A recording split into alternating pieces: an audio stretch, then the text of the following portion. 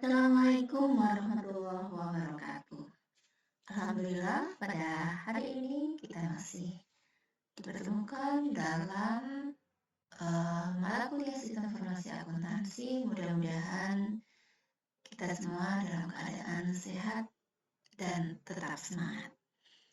Hari ini saya akan melanjutkan seputar konsep sistem informasi akuntansi dari siklus yang keempat ya. Jadi ada 5 siklus. Yang pertama siklus pendapatan, kedua siklus pengeluaran, dilanjutkan dengan siklus produksi, dan hari ini kita akan berdiskusi seputar siklus penggajian. Siklus penggajian sebagai salah satu aktivitas atau salah satu siklus utama dalam sistem informasi akuntansi terdiri dari beberapa proses bisnis ya. Karena kita coba mengidentifikasinya atau kita coba mengklasifikasikannya beberapa aktivitas ini yang kita sesuaikan atau kita hubungkan secara sesuai dengan fungsi-fungsinya. Siklus penggajian terdiri dari beberapa aktivitas aktivitas utama gitu ya. Yang pertama adalah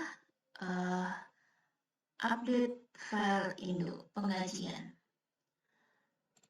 Pada aktivitas pertama ini, jadi kalau dikatakan kita bicara tentang siklus penggajian, maka kita akan berbicara yang pertama kali adalah memperbaiki atau update file induk penggajian.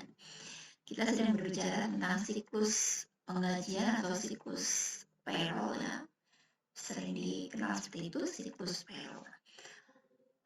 Prosedur untuk memperbaiki file pegawai yang dimaksudkan di tahapan ini digunakan untuk menyesuaikan perubahan yang bisa terjadi. Seperti bisa jadi ada penambahan atau bahkan berkurang pegawai dan perubahan tingkat gajinya. Bisa jadi dia naik jabatan atau sebagainya, maka dia akan mempengaruhi penerimaan gaji yang akan didapatnya. Proses memperbaiki file ini dilakukan secara periodik. Setiap ada perubahan kebijakan untuk penggajian tersebut atau perubahan kebijakan pegawai, keberadaan teknologi informasi akan sangat besar manfaatnya dalam aktivitas ini. Karena kenapa? Karena sudah memungkinkan untuk tidak menggunakan data cetak lagi. Apalagi teknologi yang digunakan sudah lebih maju. Jadi kenapa pada sistem informasi akuntansi yang sebelumnya kita pelajari bahwa teknologi informasi ini mempengaruhi SIA. Dan SIA bisa didukung oleh teknologi informasi. Makanya ada hubungan timbal balik di situ.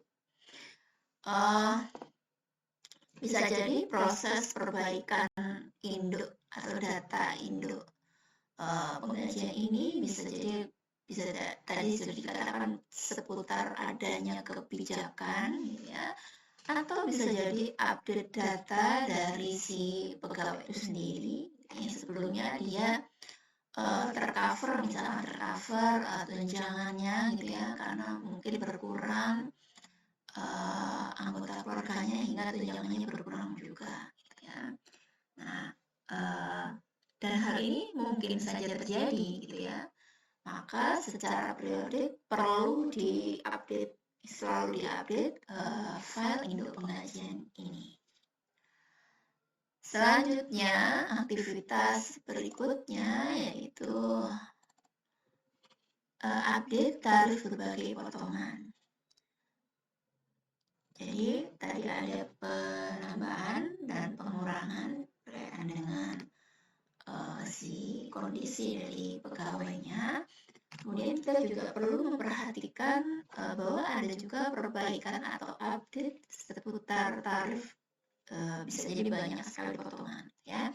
Data yang diupdate misalnya tarif dari potongan pajak maupun tarif asuransi gitu ya. Biasanya kan di tempat kerja kita sudah tercover asuransi gitu ya. Mungkin sekarang pemerintah memerintahkan atau kebijakan pemerintah meminta untuk bidang usaha mengikut sertakan BPJS di dalamnya misalnya gitu ya. Nah, ini kita harus cek selalu memperhatikan atau memperbaiki tarif berbagai potongan yang dibebankan kepada pegawai. Selanjutnya, tahapan aktivitas utama berikutnya adalah kalau kita sudah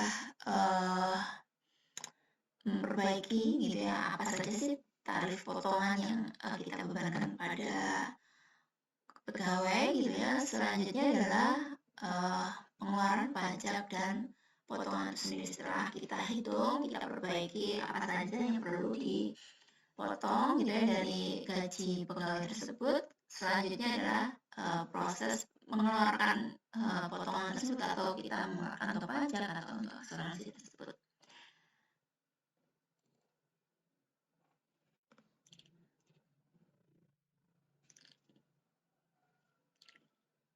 Selanjutnya, nah kita perlu cek juga validasi data waktu dan kehadiran dari si pegawai tersebut gitu ya. Validasi dilakukan pada data itu waktu dan kehadiran gitu ya, biar datangnya jam berapa dia hadir, tapi datangnya jam berapa setelah sekian menit atau setelah sekian jam. Pastinya ini disesuaikan dengan kebijakan bidang usahanya ya, perusahaan. Jadi dari validasi ini akan didapatkan setiap divisi ya, pegawai satu dan yang lain ini mereka berada di divisi yang berbeda gitu ya, maka akan diperoleh informasi tersebut sesuai dengan divisinya gitu ya. Informasi ini datang dalam berbagai bentuk pastinya ya, tergantung pada status pembayaran gaji pegawai. Perbedaan status pembayaran biasanya diakibatkan karena perbedaan perhitungan skema pembayaran kompensasi. Misalkan, pegawai yang pembayaran jam kerjanya dihitung per jam, ada pegawai dibayar dengan tingkat pembayaran yang tetap, tapi tidak bergantung dengan jam kerjanya. Tidak ada yang perhitungan secara detail, datang jam berapa, pulang jam berapa, kita kalikan gitu ya. Ada juga yang penting dia hadir gitu ya, itu akan terhitung, tidak akan dipotong kehadirannya gitu ya, meskipun dia hadir jam berapa, pulang jam berapa. Kemudian ada juga pegawai dibayar berdasarkan target tertentu. Misalkan ada pegawai bagian pemasaran, kalau dia berhasil memasarkan sekian unit produk perusahaan, maka dia akan mendapatkan tambahan salary gitu ya, penggajian gitu ya, atau reward. Nah, ini jadi perlu ada beberapa data ya, yang perlu diperhatikan pada saat memvalidasi gitu ya, mulai dari waktu gitu ya sampai dengan kehadiran, bisa jadi sampai dengan tambahan-tambahan tugas yang dilakukan itu tadi.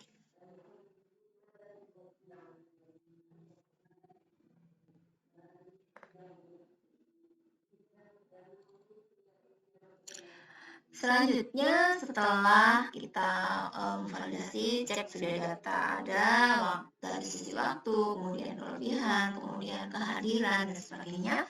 Ini kita persiapkan untuk proses penggajiannya. Proses penggajian ini aktivitas penyiapan ini merupakan tahapan sekuensnya dari beberapa aktivitas sebelumnya, jadi berurutan ya. Lebih tepatnya, di aktivitas ini dilakukan perhitungan terhadap besaran gaji yang akan diterima oleh setiap pegawai. Departemen tempat pegawai bekerja pada waktu yang telah ditentukan akan memberikan data mengenai jam kerja yang dihabiskan oleh setiap pegawai tersebut. Kemudian, supervisor akan mengonfirmasi dan mengkonfirmasi informasi tersebut. Nanti akan dikaitkan dengan kira-kira nanti si pegawai A dia akan mendapatkan gaji berapa. Ini ya yang dimaksud dengan penyiapan. Perhitungan detail dari berbagai informasi dari berbagai kebijakan tentang tunjangan, tentang potongan dan sebagainya tadi dimasukkan di tahapan ini, didetailkan gitu ya, hingga akhirnya muncul angka sebaiknya pegawai A mendapatkan gaji berapa, pegawai B mendapatkan jatah salary berapa dan sebagainya. Kemudian setelah disiapkan proses penggajiannya, barulah proses pembayaran gitu ya, karena tadi sudah didetailkan mulai dari waktu yang dibutuhkan dan sebagainya, tunjangan, potongan dan sebagainya. Kemudian ada proses pembayaran penggajian. Jadi sebagian besar gaji pegawai ini dibayar dengan menyerahkan secara langsung berupa uang tunai. Meskipun di saat ini bisa jadi sudah banyak gitu ya yang tidak secara langsung memberikan secara langsung. Ya.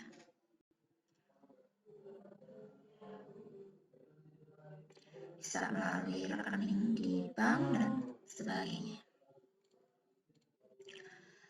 Selanjutnya yaitu perhitungan tunjangan pegawai dan pajak perusahaan. Setelah dibayarkan, kita juga perlu menghitung mana saja atau tunjangan apa saja yang dibebankan pada karyawan gitu ya.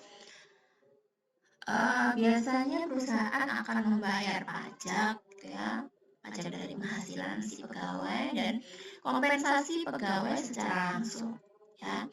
Nah, kadang kita perusahaan sering juga memberikan kontribusi atau menanggung keseluruhan pembayaran premi asuransi. Jadi kan biasanya ada dapat fasilitas istilahnya gitu ya, dapat fasilitas dari tempat kerja bahwa untuk asuransi untuk BPJS-nya kita sudah beri jatah istilahnya, kita hitung bahwa si A mendapatkan jatah berapa untuk asuransi dan sebagainya. Setelah dihitung-hitung pastinya ya tadi setelah penyiapan dihitung dan sebagainya baru pembayaran gaji. Ini juga gitu ya berkaitan dengan pengeluaran pajak dan beberapa potongan yang dibebankan tadi. Setelah dihitung gitu ya, kemudian ada proses mengeluarkan gitu ya, baik itu pajak, mungkin potongan asuransi dan yang lain-lain. Jadi perusahaan yang akan membayarkan gitu ya pajak penghasilan pegawai dan potongan-potongan yang lain yang tadi saya sampaikan berkaitan dengan asuransi juga bisa. Biasanya mitra dari lembaga terkait ini sudah menentukan waktu pembayaran. Jadi ada di sini penggajian tanggal berapa? Bisa tanggal 1, bisa tanggal akhir bulan. Biasanya tanggal 25 gitu ya, bisa beragam untuk penerimaan gaji ini. Nah, biasanya dari perpajakan gitu ya, dari asuransi mereka akan toleransi atau ada komitmen bersama nanti kami akan melakukan pembayaran sekian dan mereka biasanya kalau waktunya mereka akan standby ada waktu tertentu gitu ya untuk melakukan pembayaran.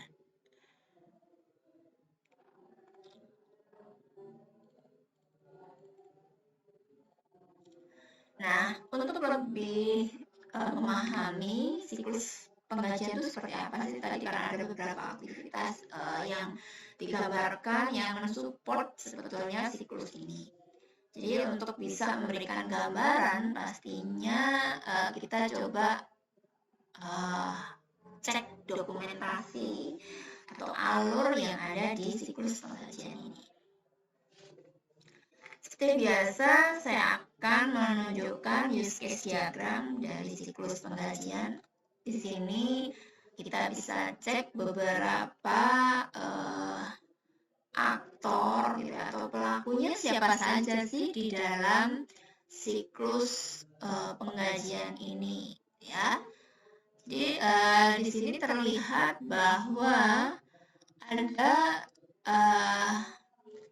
yang pastinya aktornya adalah pegawai karena dia si subjeknya gitu ya, objek ya. Kemudian dari sistem itu sendiri, ya, sistem termonetisasi, kemudian pihak perbankan karena bisa jadi kaitannya dengan ditransfer atau secara langsung gitu ya. Tapi di sini perbankan juga punya peranan gitu ya. Jadi nanti contoh use case diagram ini bisa beragam, disesuaikan juga dengan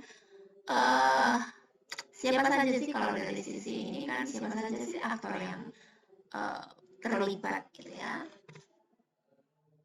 Dan pastinya yang pasti ada dari sekian banyak contoh gitu ya, ialah departemen penggajian atau bagian personalia dan sebagainya.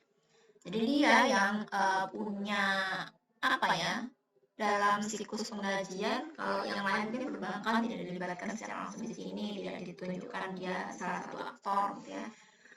Nah, tapi kalau departemen penggajian di mana dia itu yang bertanggung jawab untuk memperbaiki data induk penggajian, jangan ada pegawai yang apa namanya tadi itu ada keluarga gitu ya yang berkurang gitu ya, mungkin karena meninggal dan sebagainya, ini juga mempengaruhi penggajian. Nah, yang bisa mengupdate adalah si departemen penggajian ya. Jadi bagian yang terhubung dengan apa namanya pegawai gitu ya. Bisa juga istilahnya departemen atau HRD atau sumber daya gitu ya. Kemudian yang menyiapkan pembayaran gaji juga departemen penggajian, yang membayarkan juga departemen penggajian, yang menghitung ini ada tunjangan atau pajak yang harus dikeluarkan itu juga departemen penggajian, dan membayarkan tunjangan tersebut ke pihak lain gitu ya yang berhubungan dengan perusahaan berkaitan dengan tunjangan, pajak, asuransi. Nah, yang bertanggung jawab adalah departemen penggajian dalam hal ini. Jadi yang bisa dipastikan ada yaitu departemen penggajian dan aktornya pegawai ya.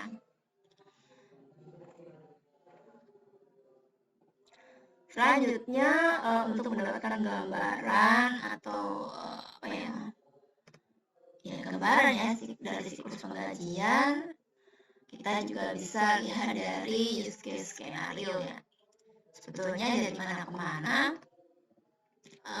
kegiatannya apa saja, kita bisa juga lihat dari use case skenario. Ini hanya contoh, bisa jadi di perusahaan yang lain atau di unit usaha yang lain, bidang usaha yang lain, bisa jadi tidak selalu seperti ini, tapi setidaknya ini adalah gambaran secara ya bisa dibilang lebih ada beberapa tahapan yang saya rasa di penggajian itu ada gitu ya.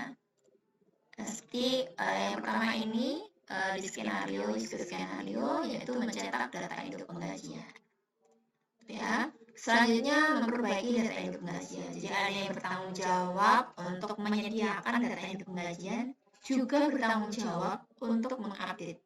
Mungkin dalam hal ini kalau di sini prosesnya mencetak, bisa jadi yang dimaksud adalah kesiapannya, ketersediaan data induk penggajian. Jadi karena kita nggak mungkin melakukan penggajian tanpa data induk penggajian, ya, karena kita pasti butuh histori dari pegawai itu sendiri. Selanjutnya setelah memperbaiki data induk penggajian, kemudian juga sama seperti proses yang sudah digambarkan di diagram sebelumnya, yaitu Di sini selanjutnya, jadi ada proses-proses selanjutnya gitu ya, bukan datar gitu ya, tetapi setelah kita punya data induk penggajian, kita bisa update data induk penggajian. Setelah itu kita bisa update tarif potongan gaji, kemudian kita bisa update aktivitas kerja pegawainya, bisa dari waktu dan kehadiran tadi, kemudian menyiapkan gaji, kemudian menghitung besaran gaji pegawai gitu ya. Jadi proses penyiapan itu berarti data yang kita kumpulkan. Selanjutnya setelah data kita kumpulkan, baik potongan, baik reward, baik apapun, tunjangan, misalkan informasi dikumpulkan, kemudian dihitung kira-kira besaran gaji pegawai yang diberikan pada pegawai A, B, C itu berapa. Setelah menghitung dengan detail, selanjutnya ada proses pembayaran, kemudian bisa jadi melalui transfer ke rekening pegawai masing-masing, atau bisa diterimakan secara langsung. Nah, ini juga bisa ada perbedaan gitu ya di bidang usaha. Tapi untuk saat ini saya rasa sudah banyak ya yang menggunakan jasa perbankan untuk bisa melakukan penggajian. Oke, selanjutnya update data rekening perusahaan, menghitung tunjangan dan sebagainya seperti yang sudah dijelaskan. Jadi pada saat mengupdate data rekening perusahaan, nah ini juga harus cek gitu ya bahwa kegiatan pengecekan rekening perusahaan itu sudah sesuai belum. Oke, setelah membayarkan tunjangan gitu ya ke lembaga-lembaga yang terkait tadi, ke perpajakan, untuk membayar pajak penghasilan, ke asuransi atau BPJS dan sebagainya. Setelah itu baru menerima pembayaran tunjangan dan pajak. Nah, ini adalah gambaran salah satu contoh dari use case skenario. Urutan-urutannya gimana gitu ya. Selanjutnya untuk mempermudah atau punya gambaran viewer gitu ya, kita punya gambaran seputar siklus penggajian ini, maka kita bisa juga dengan pendekatan diagram aktivitas ya, diagram aktivitas. Nah, di diagram aktivitas ini ada juga bagian-bagian, tadi lebih kepada aktor itu nggak hanya bidang, tetapi juga bisa kayak tadi sistem terdistribusi, terkomputerisasi itu juga jadi aktor. Tapi kalau di activity diagram ini lebih kepada bagiannya gitu ya. Misalkan di sini terlihat ada sistem mencetak data induk penggajian terlebih dahulu, diawali dengan pencatatan atau penyimpanan data induk pegawai ya, atau data payroll. Selanjutnya akan update data induk penggajian ini oleh Departemen Penggajian juga akan disimpan dalam sistem gitu ya. Kemudian update data penggajian juga akan harus mengupdate tarif potongan gaji dan sebagainya. Dari tarif potongan gaji ini kemudian dari departemen lain ya, ini menyerahkan data aktivitas kerja. Jadi masing-masing departemen dia akan melaporkan aktivitas kerja yang dilakukan di divisinya ya. Kemudian sistem akan mencetak dan mencetak data dari waktu kerja si pegawai yang bersangkutan. Dari pencetakan data atau penyiapan atau ketersediaan data yang tadi saya sampaikan, kemudian menyiapkan pembayaran. Jadi berdasarkan beberapa informasi atau data waktu kerja, kemudian dia hadir atau tidak, dan mungkin ada informasi yang lain, maka Departemen Penggajian berdasarkan itu, Departemen Penggajian akan mempersiapkan pembayaran gaji pegawai yang dimaksud. Nah, selanjutnya Dia akan setelah menyiapkan semua data-data dikumpulkan, maka sistem akan menghitung si A dapat berapa gajinya, si B dapat berapa, pegawai A, pegawai B. Setelah ada proses penghitungan, maka setelah dimasukkan ke dalam sistem yang sudah menghitungkan gitu ya, selanjutnya ada proses pembayaran itu sendiri, ya. Dikatakan selesai bisa jadi setelah proses pembayaran gaji kepada pegawai. Kemudian bisa melalui transfer gaji ke rekening pegawai gitu ya.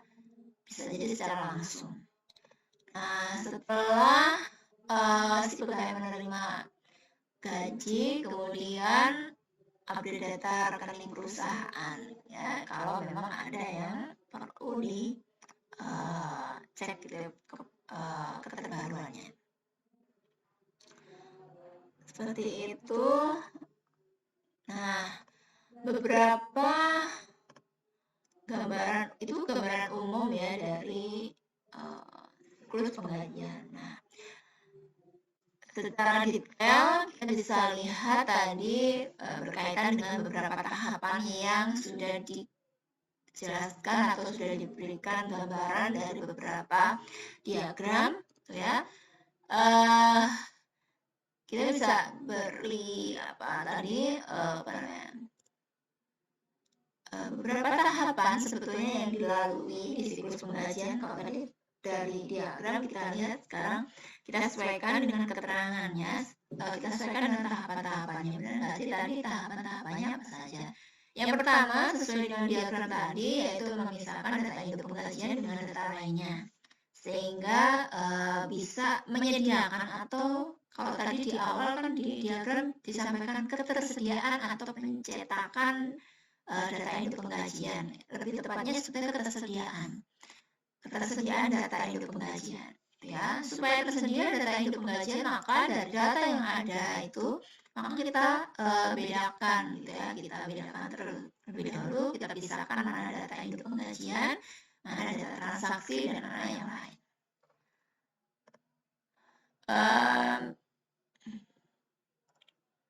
Karena hal ini kenapa harus dipisahkan?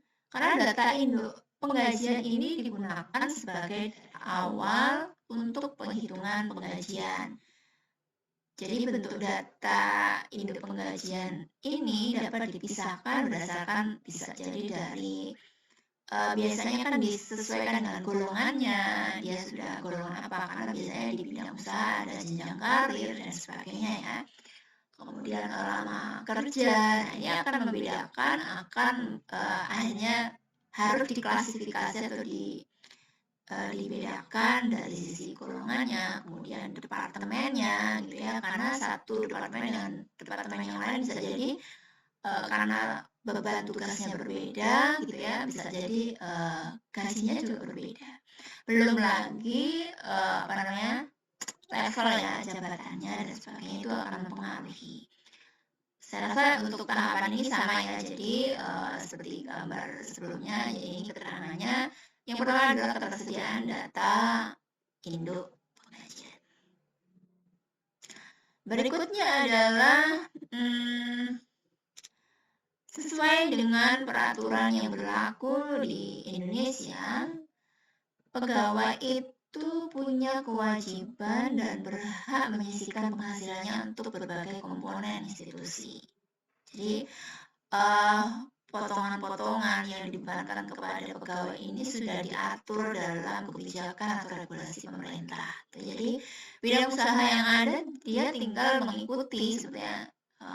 Maka kenapa biasanya kita akan ada proses audit, baik itu internal atau eksternal, karena berkaitan dengan beberapa regulasi pemerintah ya, misalnya seperti ini ya, harus ada potongan karena pemerintah mengharuskan gitu ya, pegawainya itu safe dari sisi keselamatan dan sebagainya, maka harus ada asuransi gitu ya.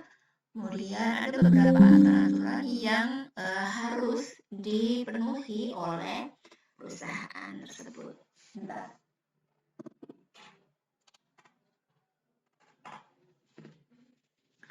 Selanjutnya untuk tahapan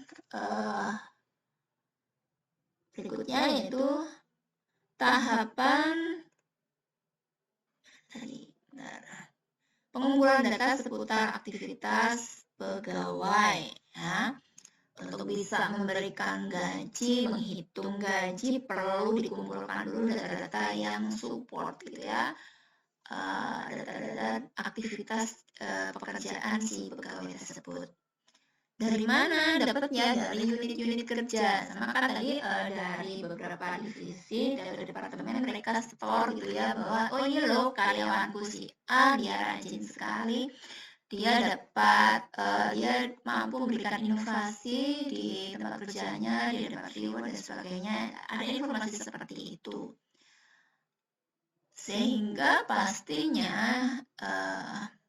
ada kebijakan-kebijakan yang akhirnya perusahaan memberikan reward atau perusahaan memberikan penghargaan dan sebagainya. Ya, dan ini bisa jadi berkaitan dengan pemberian atau pembayaran gaji.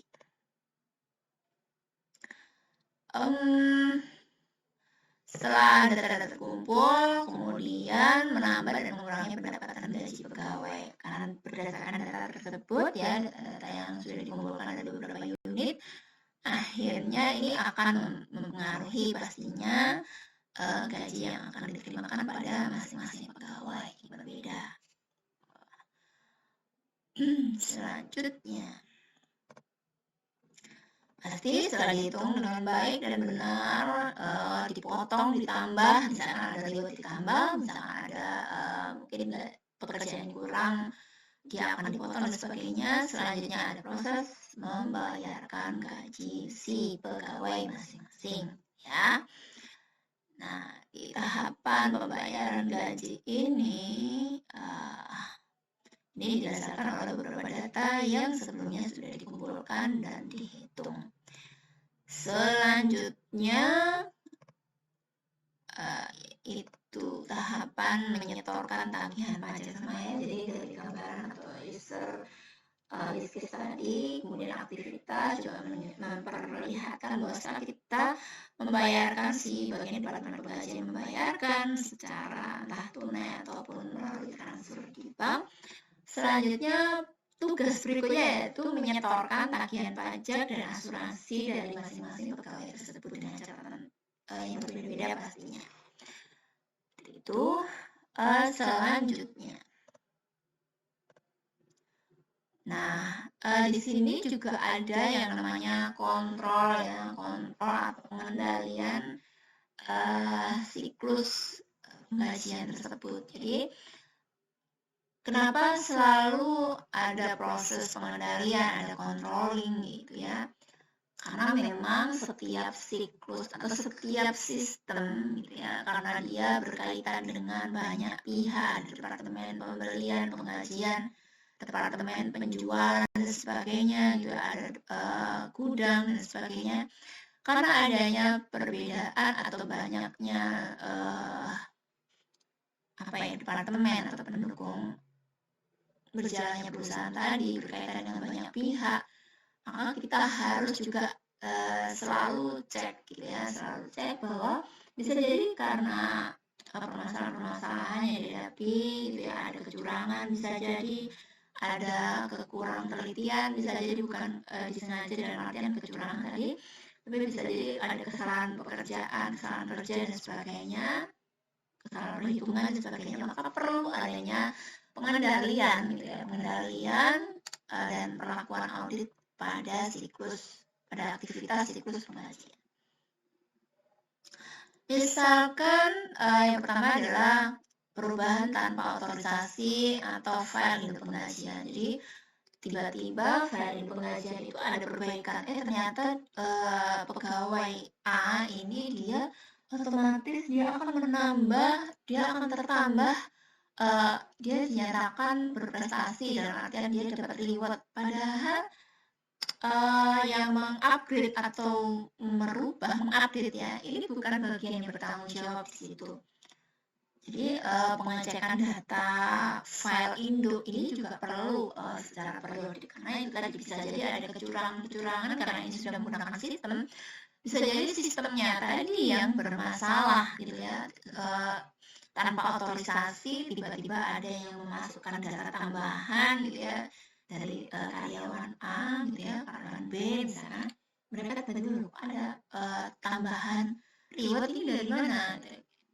Padahal setelah dicek waktu, pijakan, dan apapun yang berkaitan dengan data yang mendukung pengajian, yang akhirnya diperoleh dari masing-masing divisi, ternyata nggak ada apa-apa, nggak ada tambahan sebetulnya. Nah, ini juga harus dikontrol. Ini adalah bagian dari controlling aktivitas siklus pengajian. Berikutnya dari data waktu kerja yang tidak akurat. Nah, ini juga ya. Jadi mungkin saja kan ya, karena ketersediaan data tadi kita masih menggunakan aktivitas atau manusia ya, kegiatan yang dilakukan manusia, bisa jadi human error juga pada saat merekap gaji, merekap waktu datang dan pulangnya, merekap kehadirannya gitu ya. Bisa jadi ini ada masalah, belum akurat, belum tepat ternyata penghitungan kehadirannya gitu ya. Ini juga akan memberikan polemik gitu ya pada perusahaan. Ada pegawai yang begitu rajin gitu ya, setiap saat dia masuk, dia bekerja juga sesuai, dalam artian pekerjaan juga tidak mangkir gitu ya, pekerjaan juga selesai, maksudnya gitu, proyek-proyeknya sudah selesai, tetapi ternyata gajinya lebih rendah dalam hal ini berkaitan dengan kehadirannya dibanding dengan orang yang pegawai lain yang sudah jelas-jelas dia itu jarang masuk, kemudian masuk pun terlambat gitu ya, tapi pekerjaannya selesai. Hal seperti ini juga harus harus dicek gitu ya, kepastian atau keakuratan dari data waktu kerja tersebut. Jadi, nah di sini juga harus controlling gitu ya. Bisa jadi ada permainan di satu divisinya itu supaya anak-anak atau pegawai yang ada di divisinya tadi nanti gajinya bertambah atau aman, nggak ada masalah, maka dia mengangkat misalkan dari masing-masing divisi tadi ya. Jadi ini juga harus ada proses audit atau controlling. Berikutnya pemrosesan penggajian yang tidak akurat gitu ya. Datanya udah benar. Ya, informasi dari masing-masing divisi sudah benar, tapi ternyata proses penggajiannya yang kurang gitu ya, kurang memperhatikan gitu ya, bukan kecurangan, tapi bisa jadi karena ada banyaknya pemrosesan penggajian ini kan rumit misalkan ya, kompleks gitu ya, sehingga membuat berbagai syarat peraturan perpajakan dapat memperbesar kemungkinan terjadinya kesalahan gitu ya. Memotong pajaknya gajinya sudah di atas 1 juta, tetapi dibanding dengan yang di bawah 1 juta misalkan gitu ya, ini kok potongannya tidak jauh berbeda misalkan gitu. Nah, padahal ini sudah diatur dalam perpajakan bahwa ada persentase pengurangan pajak penghasilan tersebut. Nah, hal ini bukan karena kecurangan, murni kecurangan, bisa jadi karena kelalaian dari si pegawai yang menghitung gajinya tadi. Bisa jadi ada pencurian cek gaji atau distribusi cek gaji yang palsu ya. Hal ini mengakibatkan peningkatan biaya dan hilangnya sejumlah kas pastinya ya. Kalau ada cek gaji yang hilang pada udah dihitung demikian rupa, otomatis sudah terbayarkan juga, maka perusahaan akan kehilangan sekian sekian dananya gitu ya, sesuai dengan cek yang hilang tadi. Tapi penggunaan rekening penggajian yang dipisahkan dari rekening untuk pengeluaran lainnya, ini bisa jadi solusi untuk memberikan safety gitu ya, perlindungan tambahan atas adanya pemalsuan dari perubahan yang terjadi tadi di cek penggajian tadi ya. Jadi kenapa dari data penggajian ini seputar data penggajian ini dibedakan gitu ya dengan data yang lain? supaya itu tadi, supaya ada perlindungan atau safety gitu ya dari berbagai pegawai, setiap pegawai gitu ya, untuk mengurangi apa namanya kecurangan misalkan. Berikutnya, kehilangan untuk pengungkapan data tanpa otorisasi. Pengungkapan tanpa otorisasi dapat mengakibatkan penuntutan oleh pegawai. Kenapa? Karena telah lalai sehingga data pribadinya dapat tersebar. Nah, mengapa selalu ada semacam ini ya, sebagian perusahaan tuh memberikan kayak kenyamanan garansi gitu ya, bahwa data kita akan aman. Tidak mudah bagi perusahaan untuk menyebarkan data pegawainya. Nah, ini juga perlu, gitu ya. Ini adalah etika untuk menjaga data pribadi dari pegawai. Kenapa? Karena di perusahaan kita diminta untuk melengkapi data-data itu bahkan secara periodik, ya. Nah, di era informasi atau data digitalisasi seperti ini, maka mau tidak mau kita harus sangat paham gitu ya, bahwa data yang kita miliki gitu ya, apapun itu gitu. Nama ibu kandung kita aja it's very important gitu ya, sangat penting gitu ya. Kemudian data nama, tempat tanggal lahir dan sebagainya itu juga penting. Jadi kita harus benar-benar safe gitu ya, menjaga data-data pribadi itu. Tapi bagaimana gitu ya, di perusahaan kita diminta atau data kita dipastikan untuk selalu di-update di situ. Jadi mau nggak mau kita nggak bisa dong menyimpan, oh jangan, saya nggak mau diminta data nama, kemudian orang tua, tanggal lahir dan sebagainya, saya nggak mau. Saya khawatir tidak aman kalau data saya sebar di perusahaan ini. Nah, pada perusahaan membutuhkannya, gitu ya. Nah, untuk itu kalau memang perusahaan membutuhkan dan data itu harus update secara periodik, maka perusahaan juga harus menjaga komitmen bahwa data dari pegawai, masing-masing pegawai atau setiap pegawai harus aman, tidak bisa atau tidak akan disalahgunakan atau tidak disalahgunakan, bisa diperjualbelikan gitu ya, kan sekarang data itu mahal. Mungkin itu yang bisa saya sampaikan pada hari ini. Teman-teman bisa sangat welcome dengan segala contoh proses beberapa siklus yang sudah saya sampaikan, terutama siklus penggajian yang saat ini saya sampaikan, karena memang struktur organisasi perusahaan ini bisa berbeda. Tapi memang untuk menjaga atau sebagai sebuah pengendalian atau controlling memang harus ada bagian-bagian tertentu, meskipun bisa jadi pihaknya sama gitu ya orangnya, tapi akan bisa mengurangi kecurangan, akan bisa membuat lancar semua aktivitas bisnis ini apabila masing-masing bidang ini dipisahkan sesuai dengan fungsinya. Bagian pembelian sendiri, bagian pencatatan transaksi sendiri, bagian gudang dan sebagainya, bagian keuangan dan sebagainya, bagian pegawai gitu ya, karena memang ini juga berpengaruh pada pendanaan yang dikeluarkan oleh perusahaan. Ini sebisa mungkin dipisah gitu ya oleh pihak-pihak yang berbeda, sehingga kembali lagi proses atau controlling atau pengendalian pada sebuah perusahaan, pada sebuah alur, pada sebuah aktivitas proses bisnis itu sesuatu yang penting dan tidak bisa ditinggalkan. Oke, itu dari saya. Terima kasih atas perhatiannya. Wassalamualaikum warahmatullahi wabarakatuh.